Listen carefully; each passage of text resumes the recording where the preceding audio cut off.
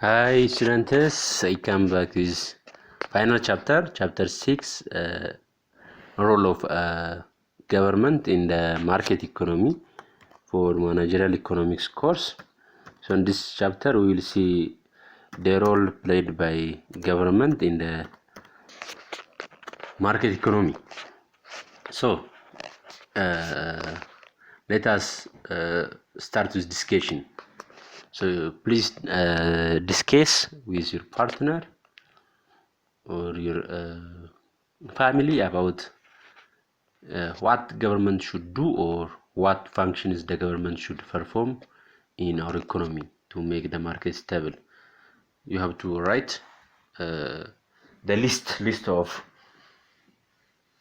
responsibility or action that government should do in the our economy, in our market economy. እንግዲህ ኢትዮጵያ ማርኬት ኢኮኖሚ ላይ መንግስት ምን አይነት የኛ ሀገር ነው የሚጽፉት መንግስት ምን አይነት ሚና መጫወት ይችላል ምን ማድረግ ይችላል የሚለው ነው እንግዲህ መጻፍ ያለባችሁ ማለት ነው። So role of government in the market economy, let us see what type of role has government. So government has limited role ገደቡ ወይንም ሚናው የተገደበ ነው። So in the market economies, most decisions are made by individual consumers and procedures or privately owned businesses. So government ሚናው በጣም ትንሽ ነው ማለት ነው። It is the laissez-faire or hands off or leave it alone role ነው መንግስት የሚጫወተው ማለት ነው። አቅራቢውና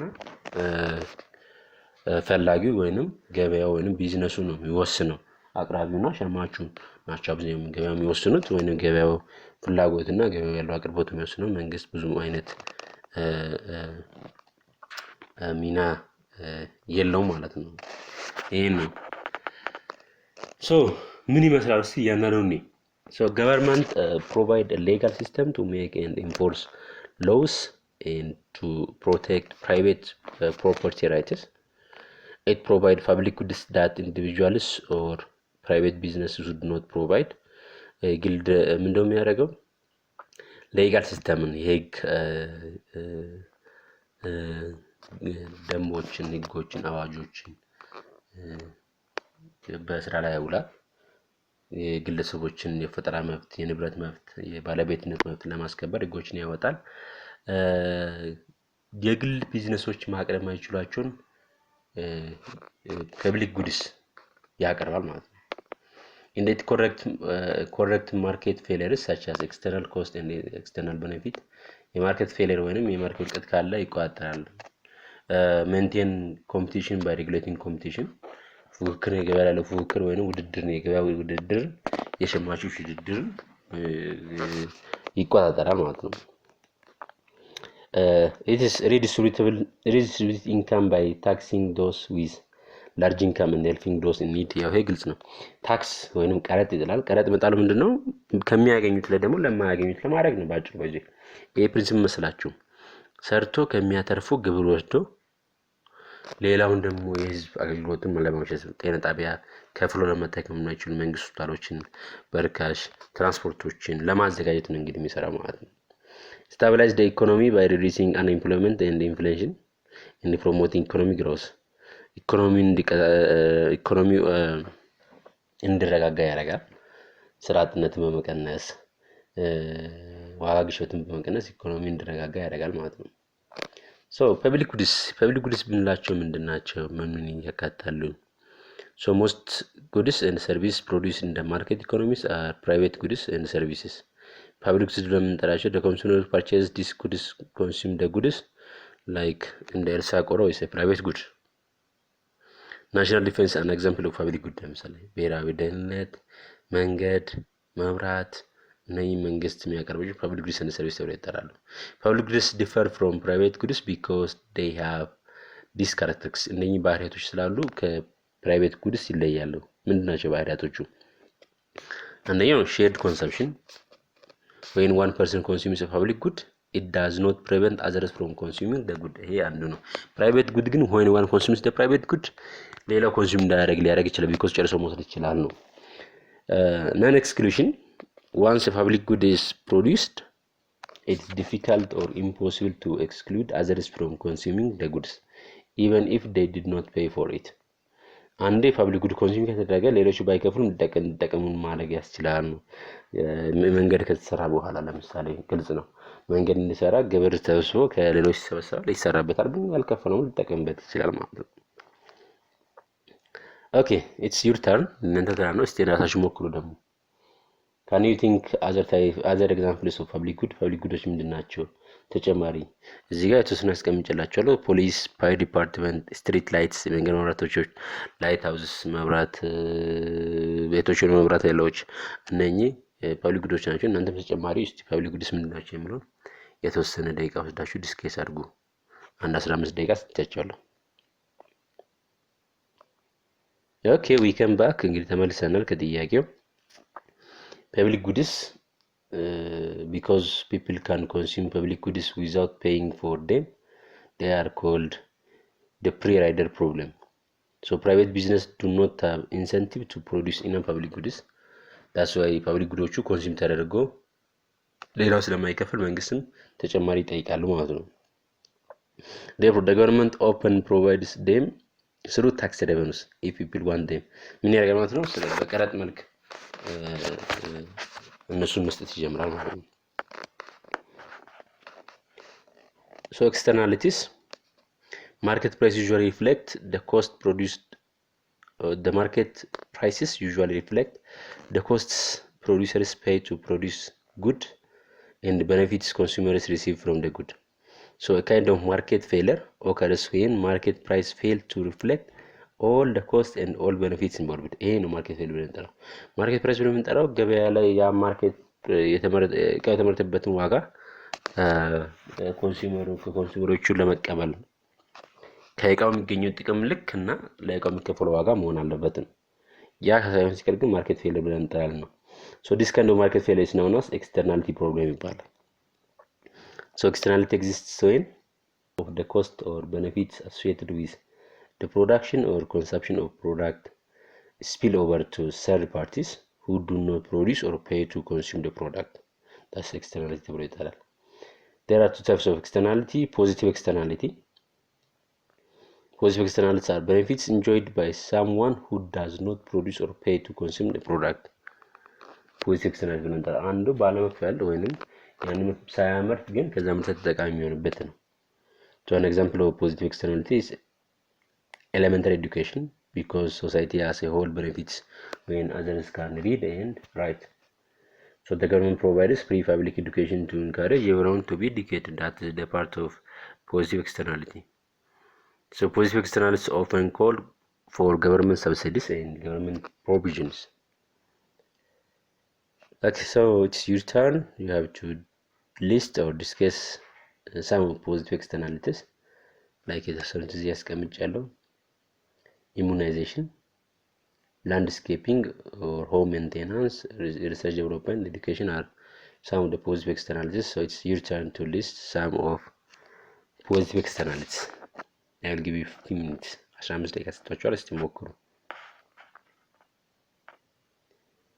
okay we come back with negative externalities ደግሞ ምንድናቸው negative externalities are cost paid by someone who does not produce or pay to consume product እንግዲህ የተወሰኑ ደግሞ ወጪ የሚያወጡ አሉ ግን ያን ምርት ማይቀበሉ ወይንም ያን ምርት ማያመርቱ so an example of negative externality is air pollution caused by cigarette smoking አያችሁ ሲጋራ በማጨስ አየር ብክለትን ይፈጥራሉ ግን ሌላውን ይጎዳሉ በዛ መልኩ ማለት ነው so because others suffer from the smoke the government may pass laws preventing smoking in certain places like ኢትዮጵያ ውስጥ ራሱ ሰው የሚሰበሰብ ቦታ ላይ ማጨስ አይቻልም ሆቴሎች ላይ ካፍቴሪያዎች ላይ ማጨስ አይቻልም በቅርቡ እንደወጣው ህግ ማለት ነው so negative externalities often call for the government to clearly define the property rights or for corrective government measures such as taxation or fines ቅጣት ግብር ከፍ ማድረግ ለምሳሌ ሲጋራዎች ላይ high level of tax ነው የሚጫረው excise tax ግን እንደዛም ሆኖ ይገባል it's your turn እስቲ የተወሰነውን ደግሞ ሊስት አድርጉ ኔጌቲቭ ኤክስተርናልስ ተጨማሪ እኔ እንግዲህ አውቶሞቲቭ ኤግዞስት ፋክተሪ ፖሊዩሽን አለ ሲጋሬት ስሞኪንግ ባርኪንግ ዶግስ ወይንም ላውድ ፔትስ እኛ ገለ ብዙ አያስቀጣም ግን ድምጽ ጮክ ማለት ብሎ የሚጮህ ውሻ ወይንም በድምጽ የሚረብሹ ያስቀጣሉ ወይንም ኔጌቲቭ ኤክስተርናሊቲ ያላቸው። እስቲ እናንተም የተወሰኑትን ሊስት አድርጓቸው። ተጨማሪ አሁን 15 ደቂቃ ተጨለው you have 15 minutes. Okay, students, we come back with another topic. ፕራይስ ኮንትሮል። እዚህ መንግስት እንግዲህ በዋጋ ደግሞ በዋጋ ገበያውን መቆጣጠር ይችላል ወይንም የገበያውን ኢኮኖሚ መቆጣጠር ይችላል ነው። So government imposed control on price. Price controls are usually enhanced and enacted when policymakers believe the market price is unfair to either buyers or sellers. ለሁለቱም ዋጋ አንፌር ብሎ ካሰበ ሁለት አይነት ዋጋዎች አሉ። በዚህ ዋጋ ከዋጋው በታች መሸጥም ሌላውን ዲስካሬጅ ማድረግ ነው። ከዋጋው በላይ መሸጥ ደግሞ ኮንሱመርን መጉዳት ነው። So price ceiling አለ and price floor አለ። Price ceiling prevents you from going up and the price floor prevents you going down. ከዛ በታች እንዳትሄዱ ያደርጋል። So illegal maximum on the price at which good can be sold. This designated help to buyers. Illegal minimum on the price at which a good can be sold. That designated to ለምሳሌ ሻጮችን ደግሞ እንዳይጎዱ ለማድረግ ከዚህ በታች ዋጋ አይዋጣችም ብሎ መንግስት ያስቀምጣል ማለት ነው። The floor, the price floor is a minimum legal price above the equilibrium price. Minimum legal price above the equilibrium price, and it provides perverse incentives and unintended consequences causing surplus. surplus እንዲኖረው ያደርጋል ማለት ነው።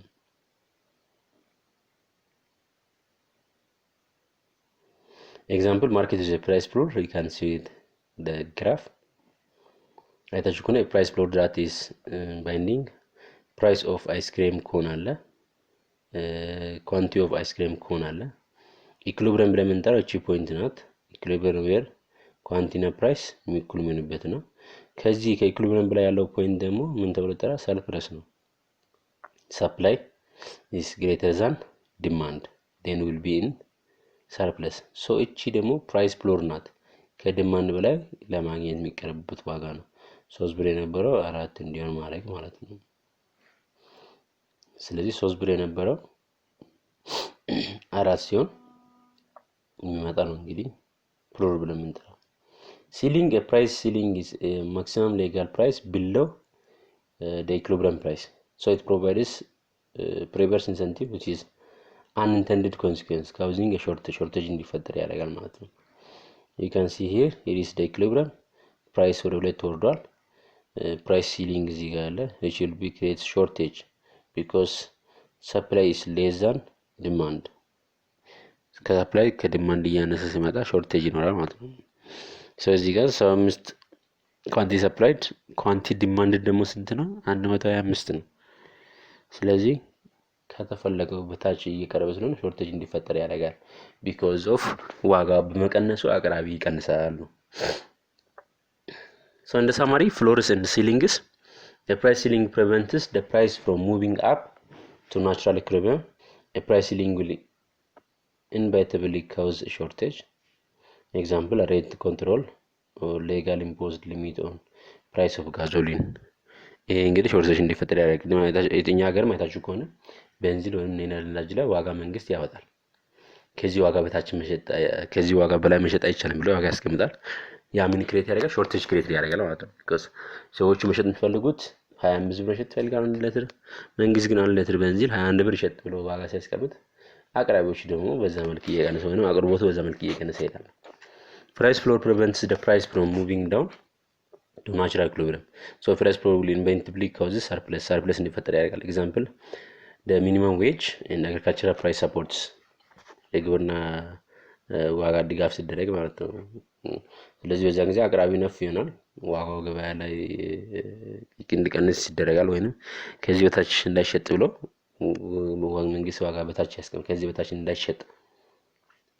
በታች እንዳይሸጥ ብሎ መንግስት ዋጋ ሲያስቀምጥ እንግዲህ ሻጩን ለመጥቀም ነው ሻጩን ሲጠቅም ነው ሻጩ ብዙ አቅራቢ ወይንም ብዙ ማቅረብ ይችላል ማለት ነው so this is all about chapter 6 the role of government in the market economy and this is all about the course thank you for your attention students you'll be assessed for 2 exams The first one is mid exam, which consists chapter 1, 2, and 3. The remaining chapters, chapter 4, 5, and 6 will be considered for final exam. I will give you assignment, then the assignment will be corrected and the assignment will be considered for assessment.